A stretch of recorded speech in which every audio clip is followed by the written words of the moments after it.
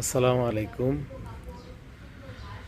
আমাদের এই বিল্ডিংয়ের ভেন্টিলেটরের মধ্যে এই চড়ুই পাখির বাসা ছিল।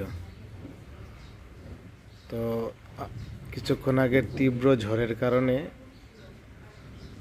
এই চড়ুই পাখির বাসাতে থেকেই দুইটা চড়ুই পাখির বাচ্চা নিচে পড়ে যায় এবং প্রচণ্ড শীতে কাঁপতে থাকে। সেখান থেকে এই দুইটা চড়ুই পাখি উদ্ধার করে ঘরে নিয়ে আসলাম। তারপরে একটা চড়ুই পাখি ছোটো, এটা একটু আহত হয়ে গেছে, একটু কেটে গেছে মনে হচ্ছে। আর এটা একটু বড়, এটা চোখ ফুটেছে, আর এটার চোখ ফুটে নাই এখনো। আজকে এই ঝড়ের দিনে আমাদের ঘরে দুইটা মেহমান আসলো, অতিথি। আসলে ভালোই লাগছে।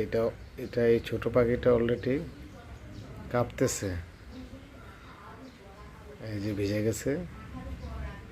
আর বাইরে ওর মা কিচিরমিচির করছে, হয়তো এদেরকে দেখতে পাচ্ছে না। একটু পরে বাসায় দিয়ে আসবো। বাসাটা হয়তো ভিজে গেছে, দেখি ভেন্টিলেটরের ভিতরে বাসাটা রিপেয়ার করা যায় কিনা। পাখিগুলা ভিজে গেছে সম্পূর্ণ, এই যে একটু শুকিয়ে তারপরে এখনো কাঁপছে, দেখতে ভালোই লাগতেছে। এই যে একটার চোখ ফুটেনি এখনো, আর এটার চোখ ফুটেছে।